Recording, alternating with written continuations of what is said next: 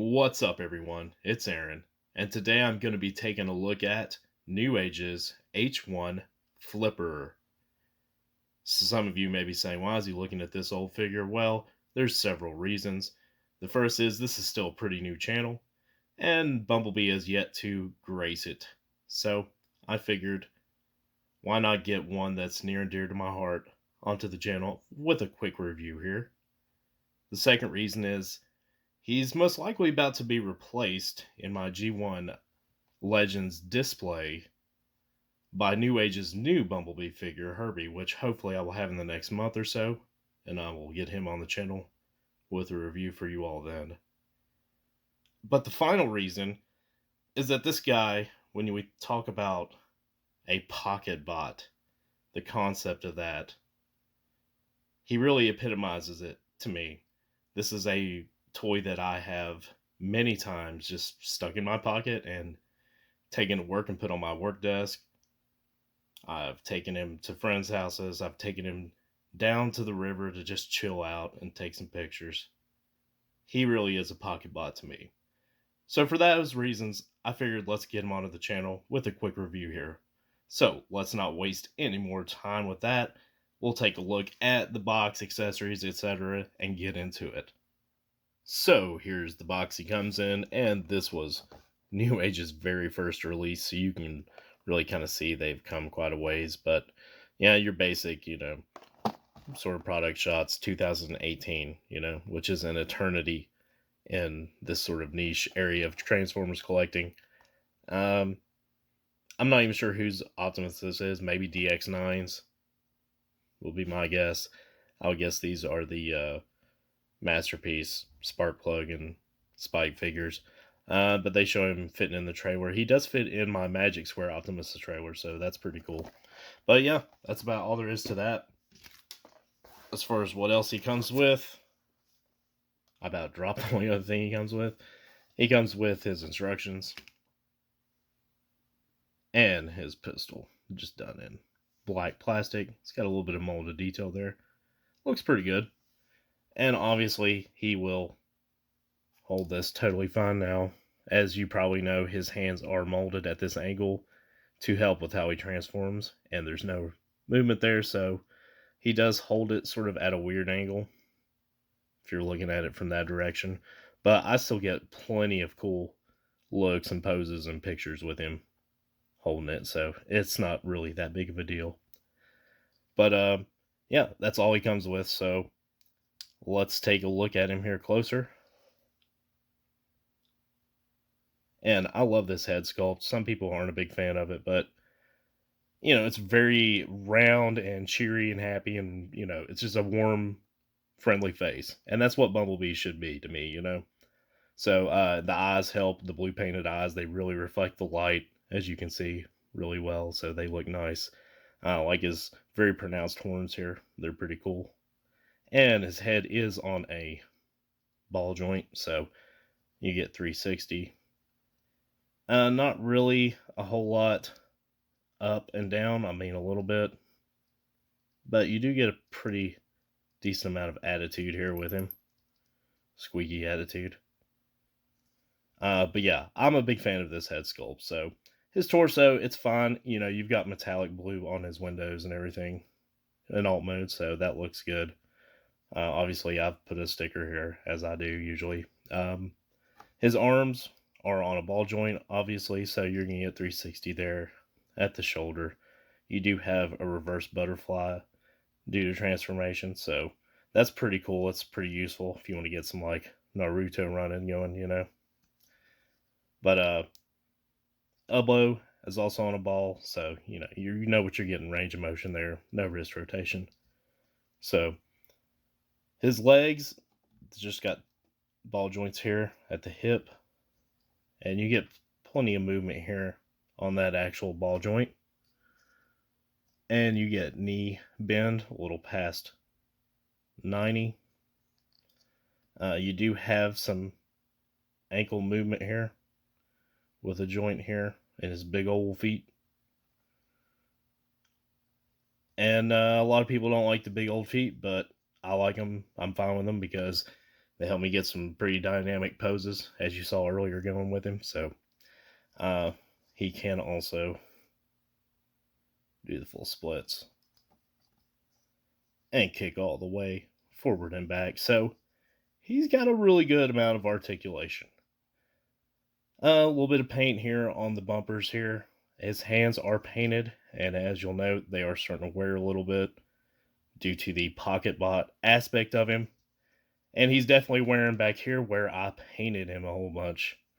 Not a whole bunch, but I did paint the back window and the tire and this bumper just with some cheap, this cheap acrylic paint, just like this.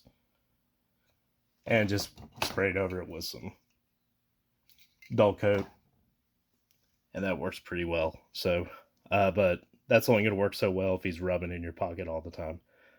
But normally this is just all yellow, so it's extremely plain looking. But, with a little bit of work, you can make him look a little better.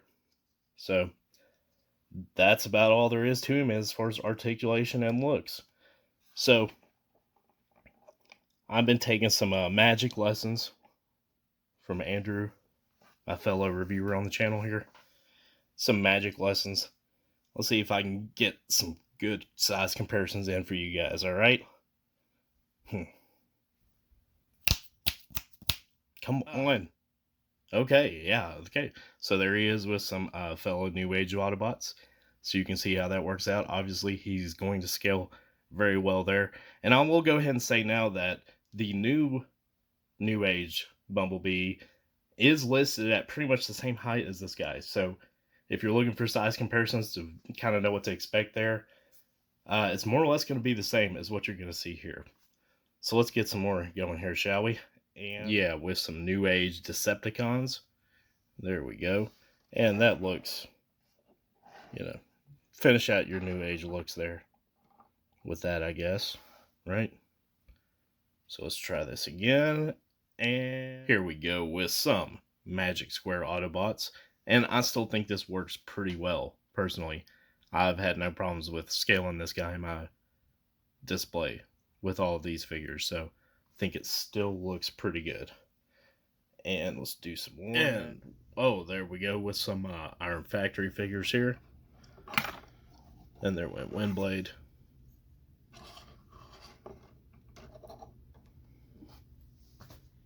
So there's you an idea with Iron Factory. Oh man, this is tiring. Alright, let's try one more here. Let's get some general size comparisons in here, okay? And let's... Alright.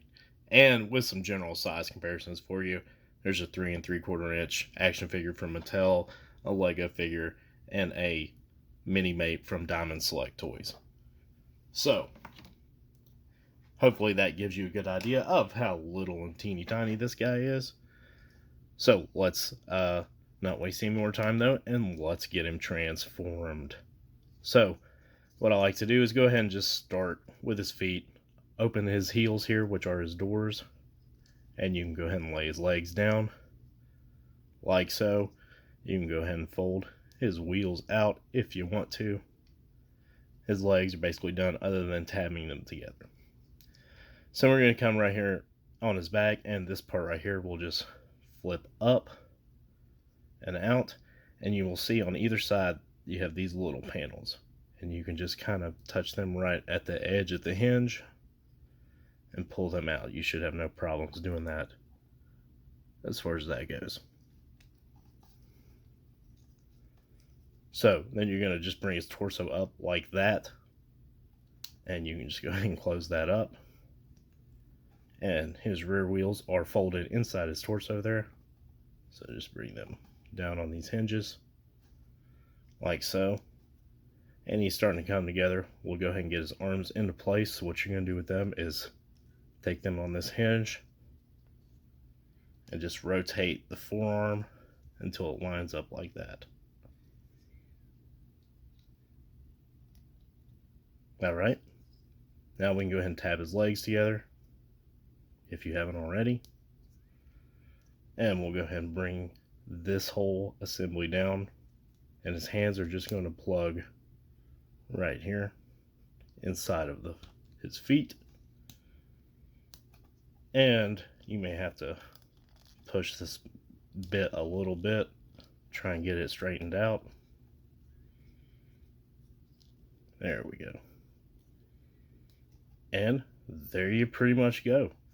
So I'll make sure he's cleaned up and we'll take a look at him in his vehicle mode. Alright guys, so we've got Flipper here in his Beetle-esque mode. And I think it looks pretty good overall, other than these awful looking black hinges right here. You could maybe get away with saying they were door handles or something, I guess.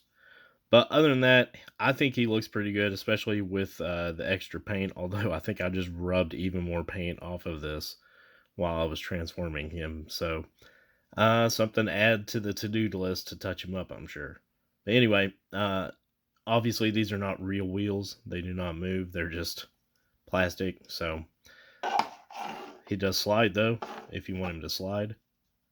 But he does have nice paint here on the headlights and on this bumper and all these windows.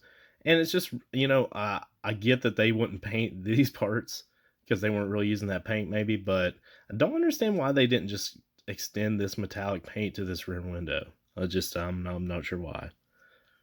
Not sure why that wasn't in the budget, but you know, it is what it is. But I think he works pretty good. He's got paint on his taillights as well, so this is the only paint he did originally have back here. But yeah, I think he's fine for what he is. He does have weapon storage for his gun. If you see here, he does have a little notch right there on the front, and you just slide the handle sort of into it, and it does stay, but I'm always afraid of losing it. So I usually don't even use the storage because it's not super secure storage, but it will hold it there, obviously. So, but yeah, I think it looks pretty good. Just to show this, since I mentioned it, here he is in Magic Square, Optimus trailer. Hey, well, I think we can cram Roller in there too. There you go. So, if you have him, that works. Get out of here, Roller. This is not your review, buddy. But yeah, that's pretty much all there is to say on him. I'm a little tired from all that magic earlier. I'm not sure how well it worked anyway, so I'll just bring in some cars for size comparison. There he is with NewAge Jazz, his fellow company figure, I guess. If that makes any sense. Sorry. There he is with Iron Factory Run Amok.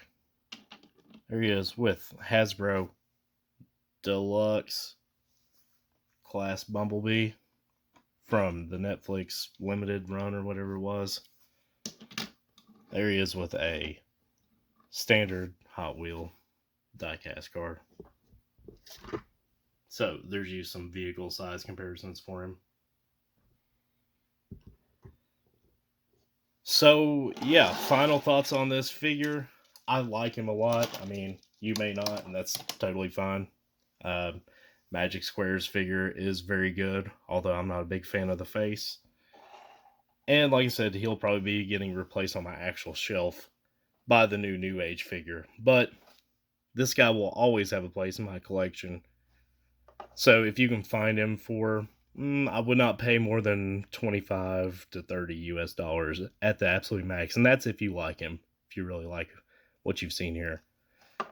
So anything more than that, I wouldn't do it. I would just go ahead and get one of the newer figures. They'll be better engineered anyway. But this guy is still very endearing to me. So but that's going to do it for the review. Hope y'all enjoyed it. Have a good one. Till next time. Later.